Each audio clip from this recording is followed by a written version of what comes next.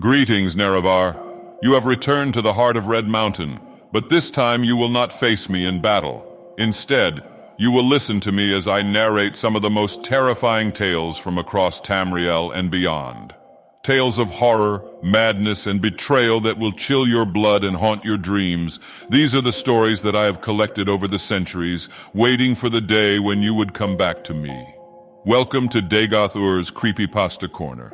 Are you ready to hear the truth? One morning, when Gregor Samsa woke from troubled dreams, he found himself transformed in his bed into a horrible vermin. He lay on his armor-like back, and if he lifted his head a little, he could see his brown belly, slightly domed and divided by arches into stiff sections. The bedding was hardly able to cover it and seemed ready to slide off any moment. His many legs, pitifully thin compared with the size of the rest of him, waved about helplessly as he looked.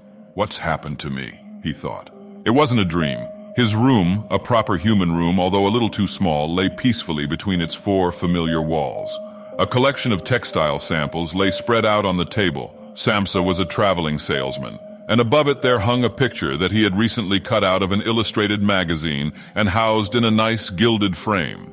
It showed a lady fitted out with a fur hat and fur boa who sat upright, raising a heavy fur muff that covered the whole of her lower arm towards the viewer. Gregor then turned to look out the window at the dull weather. Drops of rain could be heard hitting the pane, which made him feel quite sad. How about if I sleep a little bit longer and forget all this nonsense, he thought. But that was something he was unable to do because he was used to sleeping on his right, and in his present state couldn't get into that position. However hard he threw himself onto his right, he always rolled back to where he was. He must have tried it 100 times, shut his eyes so that he wouldn't have to look at the floundering legs, and only stopped when he began to feel a mild, dull pain there that he had never felt before.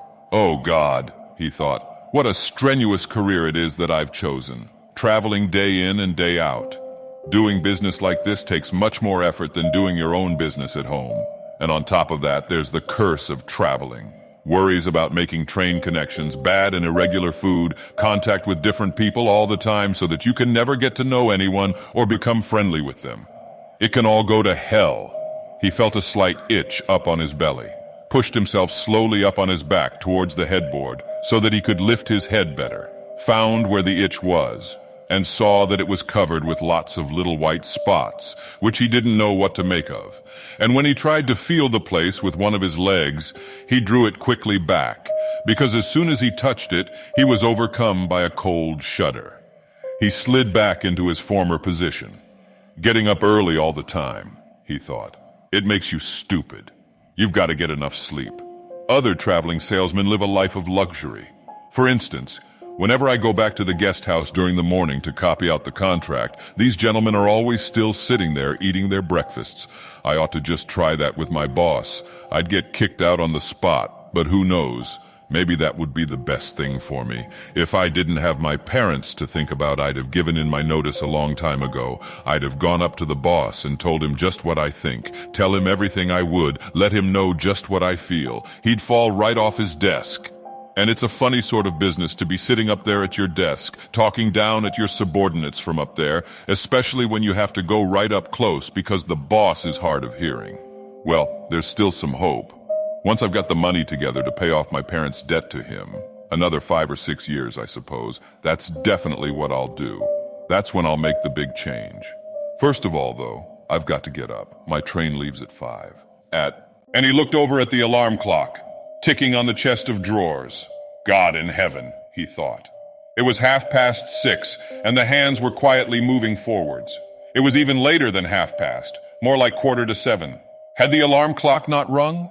He could see from the bed that it had been set for 4 o'clock, as it should have been. It certainly must have rung. Yes, but was it possible to quietly sleep through that furniture rattling noise? True, he had not slept peacefully, but probably all the more deeply because of that. What should he do now? The next train went at 7. If he were to catch that, he would have to rush like mad, and the collection of samples was still not packed, and he did not at all feel particularly fresh and lively. And even if he did catch the train, he would not avoid his boss's anger, as the office assistant would have been there to see the 5 o'clock train go. He would have put in his report about Gregor's not being there a long time ago. The office assistant was the boss's man, spineless and with no understanding. What about if he reported sick? But that would be extremely strained and suspicious, as in 5 years of service, Gregor had never once yet been ill. His boss would certainly come round with the doctor from the medical insurance company, accuse his parents of having a lazy son, and accept the doctor's recommendation not to make any claim, as the doctor believed that no one was ever ill, but that many were work-shy. And what's more, would he have been entirely wrong in this case? Gregor did, in fact, apart from excessive sleepiness after sleeping for so long, feel completely well and even felt much hungrier than usual. He was still hurriedly thinking all this through, unable to decide to get out of the bed when the clock struck 7:15. There was a cautious knock at the door near his head. "Gregor," somebody called. It was his mother. "It's 7:15. Didn't you want to go somewhere?" That gentle voice. Gregor was shocked when he heard his own voice answering. It could hardly be recognized as the voice he had had before. As if from deep inside him, there was a painful and uncontrollable squeaking mixed in with it. The words could be made out at first, but then there was a sort of echo which made them unclear, leaving the hearer unsure whether he had heard properly or not. Gregor had wanted to give a full answer and explain everything, but in the circumstances contented himself with saying, "Yes, mother, yes, thank you. I'm getting up now."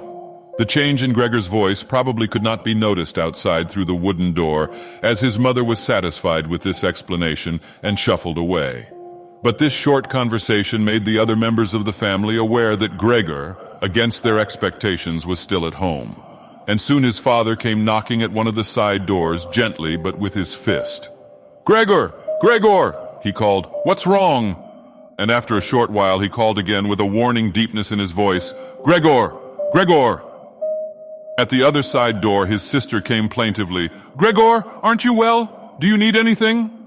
Gregor answered to both sides, "I'm ready now," making an effort to remove all the strangeness from his voice by enunciating very carefully and putting long pauses between each individual word. His father went back to his breakfast, but his sister whispered, "Gregor, open the door, I beg of you." Gregor, however, had no thought of opening the door, and instead congratulated himself for his cautious habit, acquired from his traveling, of locking all doors at night, even when he was at home. The first thing he wanted to do was to get up in peace without being disturbed, to get dressed, and most of all to have his breakfast. Only then would he consider what to do next, as he was well aware that he would not bring his thoughts to any sensible conclusions by lying in bed. He remembered that he had often felt a slight pain in bed, perhaps caused by lying awkwardly, but that had always turned out to be pure imagination, and he wondered how his imaginings would slowly resolve themselves today. He did not have the slightest doubt that the change in his voice was nothing more than the first sign of a serious cold, which was an occupational hazard for traveling salesmen. It was a simple matter to throw off the covers. He only had to blow himself up a little and they fell off by themselves. But it became difficult after that, especially as he was so exceptionally broad. He would have used his arms and his hands to push himself up, but instead of them, he only had all those little legs continuously moving in different directions, and which he was moreover unable to control. If he wanted to bend one of them, then that was the first one that would stretch itself out. And if he finally managed to do what he wanted with that leg, all the others seemed to be set free and would move about painfully. "This is something that can't be done in bed," Gregor said to himself, "so don't keep trying to do it." The first thing he wanted to do was get the lower part of his body out of the bed, but he had never seen this lower part and could not imagine what it looked like. It turned out to be too hard to move. It went so slowly, and finally, almost in a frenzy, when he carelessly shoved himself forwards with all the force he could gather, he chose the wrong direction, hit hard against the lower bedpost, and learned from the burning pain he felt that the lower part of his body might well, at present, be the most sensitive. So then he tried to get the top part of his body out of the bed first, carefully turning his head to the side. This he managed quite easily, and despite its breadth and its weight, the bulk of his body eventually followed slowly in the direction of the head. But when he had at last got his head out of the bed and into the fresh air, it occurred to him that if he let himself fall, it would be a miracle if his head were not injured. So he became afraid to carry on pushing himself forward the same way, and he could not knock himself out now at any price. Better to stay in bed than lose consciousness. It took just as much effort to get back to where he had been earlier, but when he lay there sighing, and was once more watching his legs as they struggled against each other even harder than before, if that was possible, he could think of no way of bringing peace and order to this chaos. He told himself once more that it was not possible for him to stay in bed, and that the most sensible thing to do would be to get free of it, in whatever way he could, at whatever sacrifice. At the same time, though, he did not forget to remind himself that calm consideration was much better than rushing to desperate conclusions. At times like this, he would direct his eyes to the window and look out as clearly as he could, but unfortunately even the other side of the narrow street was enveloped in morning fog, and the view had little confidence or cheer to offer him. 7 o'clock already, he said to himself when the clock struck again. 7 o'clock, and there's still a fog like this. And he lay there quietly, a while longer, breathing lightly, as if he perhaps expected the total stillness to bring things back to their real and natural state. But then, he said to himself, before it strikes 7:15, I'll definitely have to have got properly out of bed. And by then, somebody will have come round from work to ask what's happened to me as well, as they open up at work before 7 o'clock. And so he set himself to the task of swinging the entire length of his body out of the bed all at the same time. If he succeeded in falling out of bed in this way and kept his head raised as he did so, he could probably avoid injuring it. His back seemed to be quite hard, and probably nothing would happen to it falling onto the carpet. His main concern was for the loud noise he was bound to make, and which even through all the doors would probably raise concern if not alarm, but it was something that had to be risked. When Gregor was already sticking halfway out of the bed, the new method was more of a game than an effort. All he had to do was rock back and forth. It occurred to him how simple everything would be if somebody came to help him. 2 strong people, he had his father and the maid in mind, would have been more than enough. They would only have to push their arms under the dome of his back, peel him away from the bed, bend down with the load, and then be patient and careful as he swang over onto the floor, where, hopefully, the little legs would find a use. Should he really call for help, though, even apart from the fact that all the doors were locked? Despite all the difficulty he was in, he could not suppress a smile at this thought. After a while, he had already moved so far across that it would have been hard for him to keep his balance if he rocked too hard. The time was now 7:10, and he would have to make a final decision very soon. Then there was a ring at the door of the flat.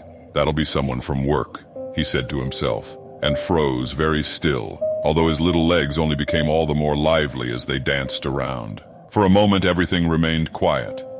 They're not opening the door, Gregor said to himself, caught in some nonsensical hope. But then, of course, the maid's firm steps went to the door as ever, and opened it. Gregor only needed to hear the visitor's first words of greeting, and he knew who it was, the chief clerk himself. Why did Gregor have to be the only one condemned to work for a company where they immediately became highly suspicious at the slightest shortcoming? Were all employees, every one of them, louts? Was there not one of them who was faithful and devoted, who would go so mad with pangs of conscience that he couldn't get out of bed if he didn't spend at least a couple of hours in the morning on company business? Was it really not enough to let one of the trainees make inquiries? Assuming inquiries were even necessary, did the chief clerk have to come himself? And did they have to show the whole innocent family that this was so suspicious that only the chief clerk could be trusted to have the wisdom to investigate it? And more because these thoughts had made him upset than through any proper decision, he swang himself with all his force out of the bed. There was a loud thump, but it wasn't really a loud noise. His fall was softened a little by the carpet, and Gregor's back was also more elastic than he had thought, which made the sound muffled and not too noticeable. He had not held his head carefully enough, though, and hit it as he fell. Annoyed and in pain, he turned it and rubbed it against the carpet. "Something's fallen down in there," said the chief clerk in the room on the left. Gregor tried to imagine whether something of the sort that had happened to him today could ever happen to the chief clerk too. You had to concede that it was possible. But as if in gruff reply to this question, the chief clerk's firm footsteps in his highly polished boots could now be heard in the adjoining room. From the room on his right, Gregor's sister whispered to him to let him know, "Gregor, the chief clerk is here." "Yes, I know," said Gregor to himself, but without daring to raise his voice loud enough for his sister to hear him. "Gregor," said his father now from the room to his left, "the chief clerk has come round and wants to know why you didn't leave on the early train. We don't know what to say to him. And anyway, he wants to speak to you personally. So please open up this door. I'm sure he'll be good enough to forgive the untidiness of your room." Then the chief clerk called, "Good morning, Mr. Samsa." "He isn't well," said his mother to the chief clerk, while his father continued to speak through the door. "He isn't well, please believe me. Why else would Gregor have missed a train? The lad only ever thinks about the business. It nearly makes me cross the way he never goes out in the evenings. He's been in town for a week now, but stayed home every evening. He sits with us in the kitchen and just reads the paper or studies train timetables. His idea of relaxation is working with his fret saw. He's made a little frame, for instance. It only took him 2 or 3 evenings. You'll be amazed how nice it is. It's hanging up in his room. You'll see it as soon as Gregor opens the door. Anyway, I'm glad you're here. We wouldn't have been able to get Gregor to open the door by ourselves. He's so stubborn, and I'm sure he isn't well. He said this morning that he is, but he isn't." "I'll be there in a moment," said Gregor slowly and thoughtfully, but without moving so that he would not miss any word of the conversation. "Well, I can't think of any other way of explaining it, Mrs. Samsa," said the chief clerk. "I hope it's nothing serious, but on the other hand, I must say that if we people in commerce ever become slightly unwell then, fortunately or unfortunately as you like, we simply have to overcome it because of business considerations." "Can the chief clerk come in to see you now then?" asked his father impatiently, knocking at the door again. "No," said Gregor. In the room on his right there followed a painful silence. In the room on his left, his sister began to cry. So why did his sister not go and join the others? She had probably only just got up and had not even begun to get dressed. And why was she crying? Was it because he had not got up and had not let the chief clerk in? Because he was in danger of losing his job. And if that happened, his boss would once more pursue their parents with the same demands as before. There was no need to worry about things like that yet. Gregor was still there and had not the slightest intention of abandoning his family. For the time being, he just lay there on the carpet, and no one who knew the condition he was in would seriously have expected him to let the chief clerk in. It was only a minor discourtesy, and a suitable excuse could easily be found for it later on. It was not something for which Gregor could be sacked on the spot. And it seemed to Gregor much more sensible to leave him now in peace instead of disturbing him with talking at him and crying. But the others didn't know what was happening. They were worried. That would excuse their behavior. The chief clerk now raised his voice. "Mr. Samsa," he called to him, "what is wrong? You barricade yourself in your room. Give us no more than yes or no for an answer. You are causing serious and unnecessary concern to your parents, and you fail. And I mention this just by the way. You fail to carry out your business duties in a way that is quite unheard of. I'm speaking here on behalf of your parents and of your employer, and really must request a clear and immediate explanation. I am astonished, quite astonished. I thought I knew you as a calm and sensible person, and now you suddenly seem to be showing off with peculiar whims. This morning your employer did suggest a possible reason for your failure to appear. It's true. It had to do with the money that was recently entrusted to you. But I came near to giving him my word of honor that that could not be the right explanation. But now that I see your incomprehensible stubbornness, I no longer feel any wish whatsoever to intercede on your behalf. And nor is your position all that secure. I had originally intended to say all this to you in private, but since you caused me to waste my time here for no good reason, I don't see why your parents should not also learn of it. Your turnover has been very unsatisfactory of late. I grant you that it's not the time of year to do especially good business. We recognize that. But there simply is no time of year to do no business at all, Mr. Samsa. We cannot allow there to be. But sir, called Gregor beside himself and forgetting all else in the excitement, I'll open up immediately. Just a moment. I'm slightly unwell. An attack of dizziness. I haven't been able to get up. I'm still in bed now. I'm quite fresh again now, though. I'm just getting out of bed. Just a moment. Be patient. It's not quite as easy as I thought. I'm quite all right now, though. It's shocking. What can suddenly happen to a person? I was quite all right last night. My parents know about it, perhaps better than me. I had a small symptom of it last night already. They must have noticed it. I don't know why I didn't let you know at work, but you always think you can get over an illness without staying at home. Please don't make my parents suffer. There's no basis for any of the accusations you're making. Nobody's ever said a word to me about any of these things. Maybe you haven't read the latest contracts I sent in. I'll set off with the 8 o'clock train as well. These few hours of rest have given me strength. You don't need to wait, sir. I'll be in the office soon after you, and please be so good as to tell that to the boss and recommend me to him. And while Gregor gushed out these words, hardly knowing what he was saying, he made his way over to the chest of drawers. This was easily done, probably because of the practice he had already had in bed, where he now tried to get himself upright. He really did want to open the door, really did want to let them see him, and to speak with the chief clerk. The others were being so insistent, and he was curious to learn what they would say when they caught sight of him. If they were shocked, then it would no longer be Gregor's responsibility, and he could rest. If, however, they took everything calmly, he would still have no reason to be upset, and if he hurried, he really could be at the station for 8 o'clock. The first few times he tried to climb up on the smooth chest of drawers, he just slid down again, but he finally gave himself one last swing and stood there upright. The lower part of his body was in serious pain, but he no longer gave any attention to it.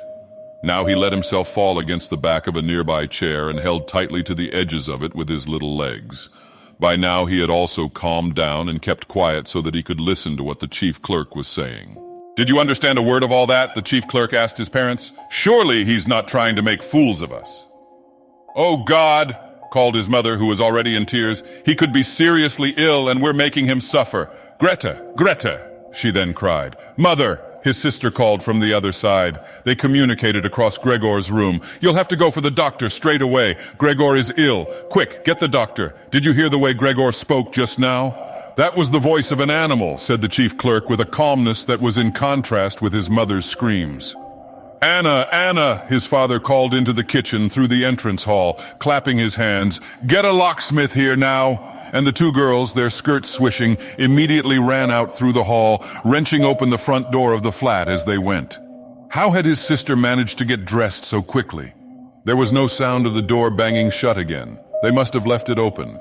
People often do in homes where something awful has happened. Gregor, in contrast, had become much calmer, so they couldn't understand his words anymore, although they seemed clear enough to him, clearer than before. Perhaps his ears had become used to the sound. They had realized, though, that there was something wrong with him, and were ready to help. The first response to his situation had been confident and wise, and that made him feel better. He felt that he had been drawn back in among people, and from the doctor and the locksmith, he expected great and surprising achievements, although he did not really distinguish one from the other. Whatever was said next would be crucial, so in order to make his voice as clear as possible, he coughed a little. But taking care to do this not too loudly, as even this might well sound different from the way that a human coughs, and he was no longer sure he could judge this for himself. Meanwhile, it had become very quiet in the next room. Perhaps his parents were sat at the table whispering with the chief clerk, or perhaps they were all pressed against the door and listening. Gregor slowly pushed his way over to the door with the chair. Once there, he let go of it and threw himself onto the door, holding himself upright against it using the adhesive on the tips of his legs. He rested there a little while to recover from the effort involved, and then set himself to the task of turning the key in the lock with his mouth. He seemed, unfortunately, to have no proper teeth. How was he then to grasp the key? But the lack of teeth was, of course, made up for with a very strong jaw. Using the jaw, he really was able to start the key turning, ignoring the fact that he must have been causing some kind of damage, as a brown fluid came from his mouth, flowed over the key, and dripped onto the floor. "Listen," said the chief clerk in the next room. "He's turning the key." Gregor was greatly encouraged by this, but they all should have been calling to him, his father, and his mother too. "Well done, Gregor," they should have cried. "Keep at it, keep hold of the lock." and with the idea that they were all excitedly following his efforts, he bit on the key with all his strength, paying no attention to the pain he was causing himself. As the key turned round, he turned around the lock with it, only holding himself upright with his mouth, and hung onto the key or pushed it down again with the whole weight of his body as needed. The clear sound of the lock as it snapped back was Gregor's sign that he could break his concentration, and as he regained his breath, he said to himself, "So, I didn't need the locksmith after all." Then he lay his head on the handle of the door to open it completely. Because he had to open the door in this way, it was already wide open before he could be seen. He had first to slowly turn himself around one of the double doors, and he had to do it very carefully if he did not want to fall flat on his back before entering the room. He was still occupied with this difficult movement, unable to pay attention to anything else, when he heard the chief clerk exclaim aloud, "Oh!" which sounded like the soughing of the wind. Now he also saw him. He was the nearest to the door, his hand pressed against his open mouth and slowly retreating as if driven by a steady and invisible force. Gregor's mother, her hair still disheveled from bed despite the chief clerk's being there, looked at his father. Then she unfolded her arms, took 2 steps forward towards Gregor, and sank down onto the floor into her skirts that spread themselves out around her as her head disappeared down onto her breast. His father looked hostile and clenched his fists as if wanting to knock Gregor back into his room. Then he looked uncertainly round the living room, covered his eyes with his hands, and wept so that his powerful chest shook. So Gregor did not go into the room, but leant against the inside of the other door, which was still held bolted in place. In this way, only half of his body could be seen, along with his head above it, which he leant over to one side as he peered out at the others. Meanwhile, the day had become much lighter. Part of the endless gray-black building on the other side of the street, which was a hospital, could be seen quite clearly with the austere and regular line of windows piercing its facade. The rain was still falling, now throwing down large individual droplets which hit the ground one at a time. The washing up from breakfast lay on the table. There was so much of it because, for Gregor's father, breakfast was the most important meal of the day, and he would stretch it out for several hours as he sat reading a number of different newspapers. On the wall exactly opposite, there was a photograph of Gregor when he was a lieutenant in the army, his sword in his hand and a carefree smile on his face as he called forth respect for his uniform and bearing. The door to the entrance hall was open, and as the front door of the flat was also open, he could see onto the landing and the stairs where they began their way down below. "Now then," said Gregor, well aware that he was the only one to have kept calm. "I'll get dressed straight away now, pack up my samples, and set off. Will you please just let me leave? You can see," he said to the chief clerk, "that I'm not stubborn and I like to do my job. Being a commercial traveler is arduous, but without traveling I couldn't earn my living. So where are you going? Into the office, yes? Will you report everything accurately then?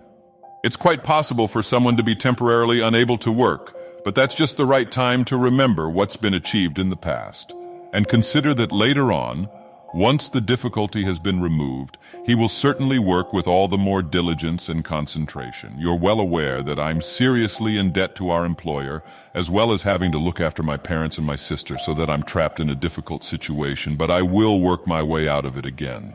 Please don't make things any harder for me than they are already. And don't take sides against me at the office. I know that nobody likes the travelers. They think we earn an enormous wage as well as having a soft time of it. That's just prejudice, but they have no particular reason to think better of it. But you, sir, you have a better overview than the rest of the staff. In fact, if I can say this in confidence, a better overview than the boss himself. It's very easy for a businessman like him to make mistakes about his employees and judge them more harshly than he should. And you're also well aware that we travelers spend almost the whole year away from the office, so that we can very easily fall victim to gossip and chants and groundless complaints.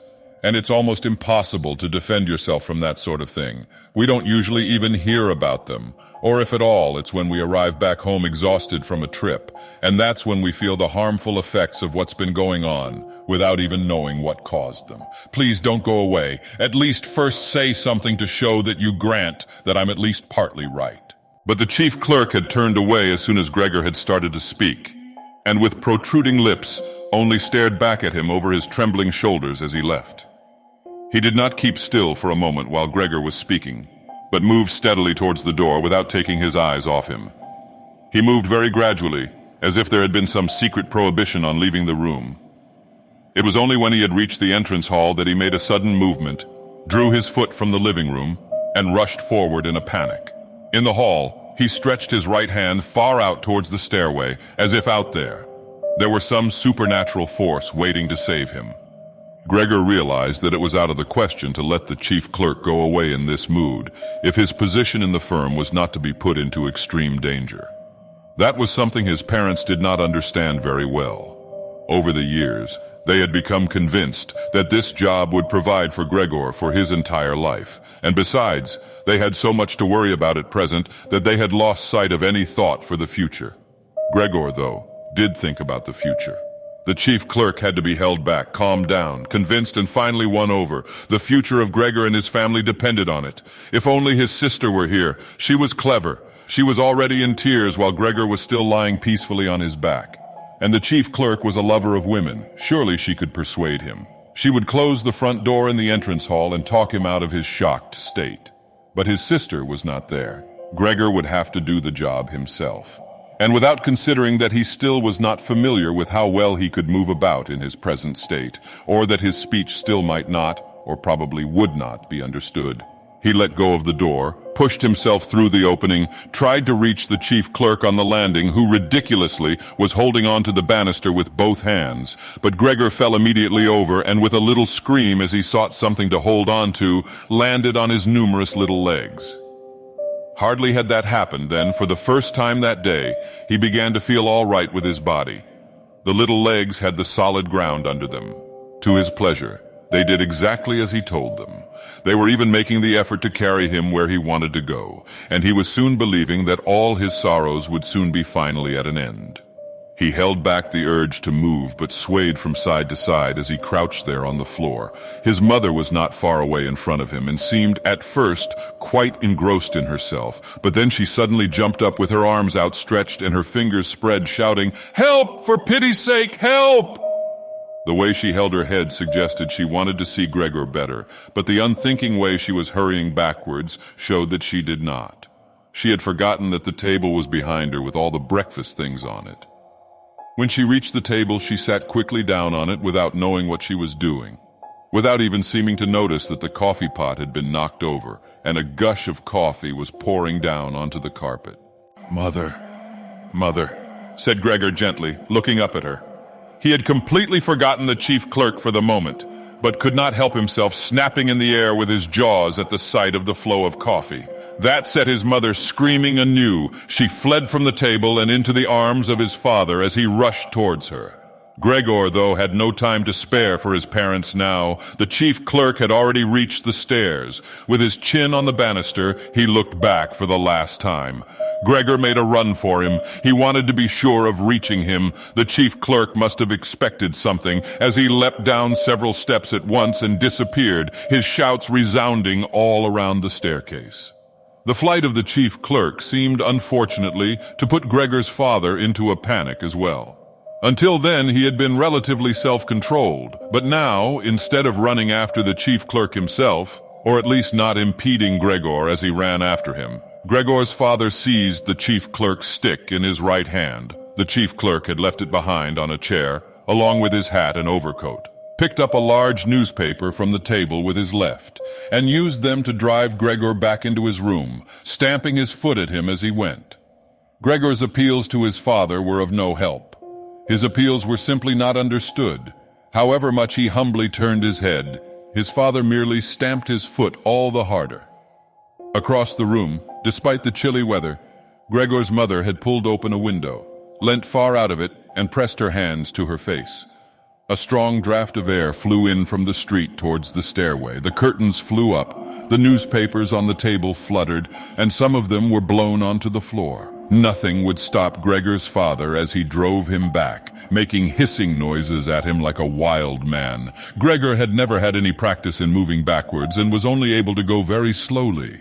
If Gregor had only been allowed to turn round, he would have been back in his room straight away. But he was afraid that if he took the time to do that, his father would become impatient, and there was the threat of a lethal blow to his back or head from the stick in his father's hand any moment. Eventually, though, Gregor realized that he had no choice as he saw, to his disgust, that he was quite incapable of going backwards in a straight line. So he began, as quickly as possible and with frequent anxious glances at his father, to turn himself round.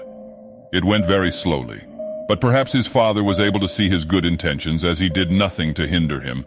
In fact, now and then he used the tip of his stick to give directions from a distance as to which way to turn.